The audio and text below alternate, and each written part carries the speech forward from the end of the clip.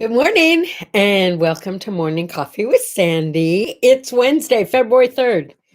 Where is time flying by to, huh? Mm, I had some technical difficulties this morning. So if you tried to get on and you couldn't get on, it's not your fault. I'm not really sure what I did wrong, but I did something wrong. But here we are now, right? Oh, there's so much. First of all, my condolences to Marlene, whose father passed yesterday on her 50th birthday. And when she first told me about it, I'm not going to lie, I was so sad for her. Losing someone you love on your birthday seemed like the worst. And then I remembered reframing. Yeah, so I want everybody to get this. Good morning, Opa. Good morning, Henry. Good morning, JB. Good to see all of you. So if you just came in, I'm talking about reframing, and I'm talking about it in reference to Marlene, who I'm sure will be watching this later. I lost my father on the holiest day of the Jewish New Year. Well, one of the holiest days. And for a number of years, I didn't have anything to do with my religion because I was so angry at God for taking my father on a holy day. It just seemed like a terrible thing to do. And I couldn't bear to celebrate a holy day after that. In time, I relaxed and I couldn't figure out why, but I got it this morning. Very early this morning, I got a text from Marlene telling me that her father passed on her birthday. And my immediate reaction was not, oh my God, how sad, but what an incredible blessing. He wanted to be there with her on her birthday. That's my take. He lasted through her birthday. So forever she would be able to remember how much he loved her, that he had to stay to hang out and be there on her birthday. What a gift.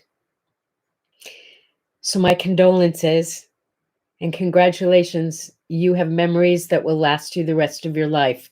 And how strange that today's word art is thanks for the memories. It's almost as if he was telling me, comfort my girl. So comfort to you, Marlene.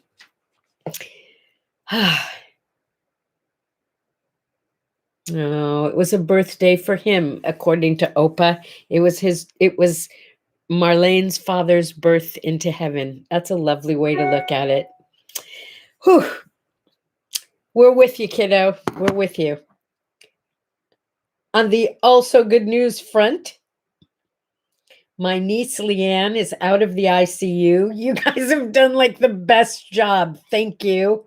Don't stop. I mean, we want to get her home and healthy and back with her little boys, but she's out of the ICU. So that's like awesome news. Look, we're in the middle of a pandemic.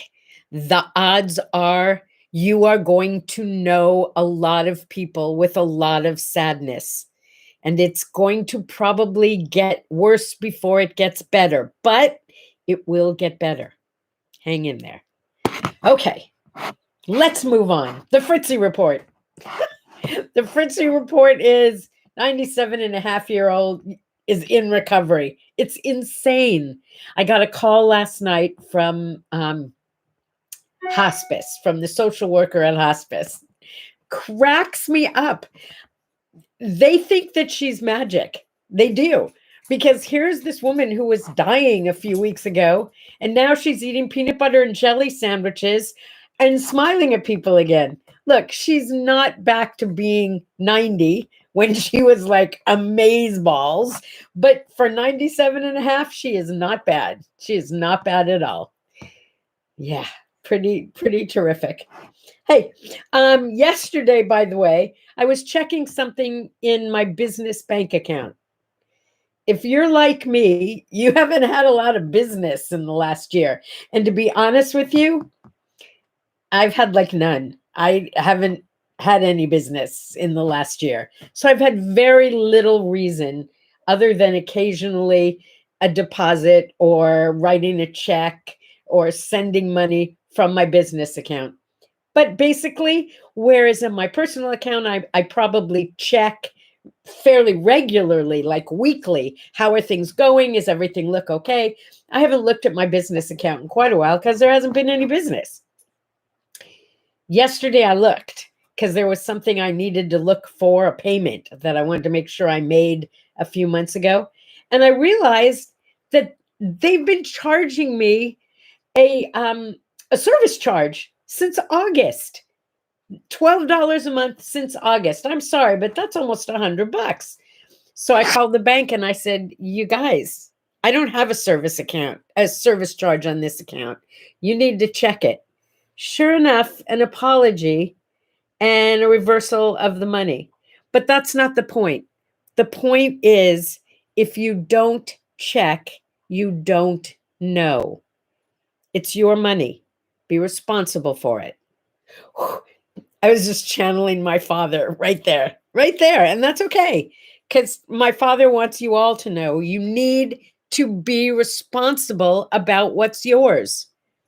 Go be responsible. Mm-hmm. Yeah. Okay. Today is the anniversary of the day that music died. I was singing bye bye Miss American Pie. Drove my Chevy to the levee, but the levee was dry. There's a good earworm for you, right? That's a great song. Yeah, today, 1959, it was it a helicopter crash, an airplane crash? Richie Havens and Buddy Holly, and they called it the day that music died. It was really traumatic. It was 1959. I was only 10 years old, but isn't that funny that I remember it and I remember people being very upset about it? The day that music died. Oh, this was an interesting one. In 1876, a guy by the name of Albert Spalding took $800 and invested it in himself and started a sports ball business. Yeah, think about it. Basketballs, tennis balls, volleyballs, baseballs, footballs. The Spalding name has been around for quite a while. And with $800, he started that empire. Then I started thinking about it. We're talking about what year? 1876. $800 was excuse my French, it was a shit ton of money back then. That was a lot. I remember back like 1979, 1989, whatever year it was, 80, I don't know. I started the balloon affair, and I started it with $250. That was my entire life savings. I took it out of the bank and I got a helium tank, rented a helium tank, bought 2 different colors of spools of curly ribbon and 1 bag of mixed colored balloons. And I started a balloon empire that ended up to be doing over $1 million a year. That's pretty cool with $250. Here's what it tells you. It tells you that anything is possible. How do you start an empire with latex balloons? It happened. Oh, Richie Valens. What did I say? I said Richie Haven. Oh, sorry. Isn't that funny?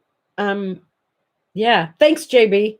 Sorry. Music still died. What can I say? Richie Havens came much later, didn't he? I'm not sure now. Now I'm confused. You can help me with that. 1882, P.T. Barnum bought Jumbo the elephant, and the rest was history. Walt Disney picked up on it, and we got Dumbo the elephant. Great story, great cartoon, great movie. I don't know if it was a great movie. Did you love the movie? Because honestly, I couldn't watch it. Um, I tried to watch it, streaming it on TV. Maybe that's why I didn't like it. I don't know. It is Norman Rockwell's birthday.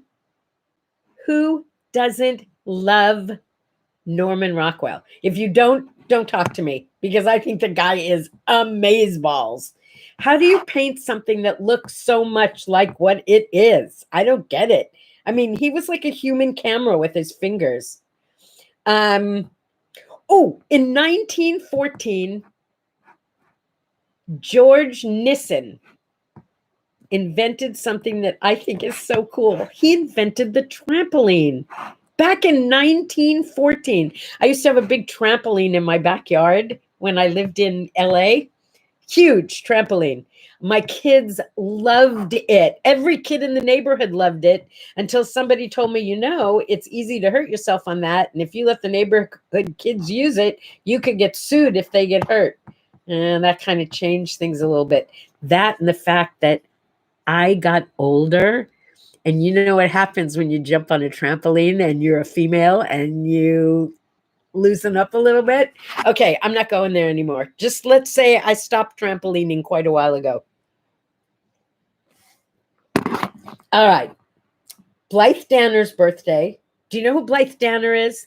I mean, aside from the fact that she was like an awesome actress, she's Gwyneth Paltrow's mom. Yeah. Don't you love the whole child of a famous actor or actress? It's happened so many times. I remember I used to do class reunions as I used to do class reunions as part of my balloon business. We'd decorate them, but we'd also do the badges and the name tags and all this other stuff. And I can remember somebody not knowing that Kiefer Sutherland was Donald Sutherland's son, or referred to Kiefer as Donald's son instead of Donald as his father. I know, whatever it was like, come on, look who came first. And there was someone who didn't realize that Liza Minnelli was the result of Judy Garland. It's like, come on, people, do your homework. It's so easy when it's like Spike Jones and Spike Jones Jr., right? Yeah. Okay, so Blythe Danner, Gwyneth Paltrow. And wasn't she like sexiest woman in America, Gwyneth Paltrow, or something like that? I don't see her as sexy. I think she's cute. But anyway, also the birthday of one of my comedic heroes, Shelley Berman. Shelley Berman is an old-time comic. I would think of him as like a Borscht Belt comic, an old Jewish comic. But he wrote a book, and I have it somewhere, and I tried to find it this morning, but I had to look up some of the quotes from it instead, because it's so fun, and it's so typically late 50s, early 60s. It was called Cleans and Dirties. And his whole concept was that there were some words in the English language that were clean and dirty, depending on how you use them. So I want to share a few of them with you because I think they're really cute. To have a party is a clean. To have an affair is a dirty. Little Rock is a clean. Hot Springs is a dirty. Tarzan walking with Jane is a clean. Tarzan swinging with Jane is a dirty. He's starting to catch on. A big boob is a clean. Two big boobs is a dirty. Yes, my child is a clean. Hey, baby is a dirty. How's your parakeet is a clean. How's your bird is a dirty. Tarzan, I gave you the Tarzan one. Telephone operator is a clean. Call girl is a dirty. Mother is a clean. Mother is a dirty. Something on the roof is a clean. Something on a shingle is a dirty. And I'll leave you with this one. Hammer is a clean. Tool is a dirty.